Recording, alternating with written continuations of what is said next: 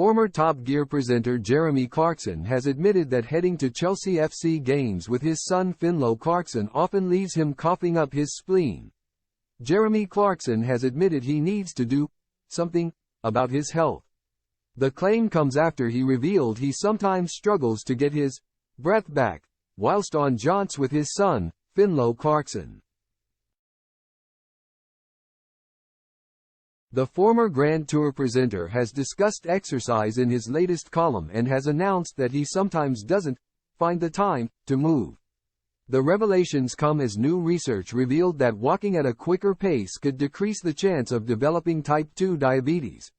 Writing in the Sunday Times this weekend, Jeremy, 63, revealed that he is a busy man. Due to writing for various national newspapers, running Clarkson's farm and presenting shows across ITV and Amazon, he finds that he can't reach a step goal. So when I hear that a man of my age should do 10,000 steps a day, I just think, right, and how on earth would I find the time to do that, he said. The father of 3 also admitted that while he does walk his dogs every day, he only seems to do a maximum of 2,000 steps.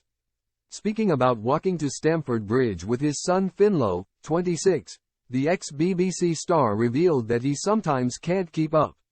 When I go with my son to Stamford Bridge, he poodles along at what people call walking pace, and to keep up I have to unleash my inner Bannister, he wrote.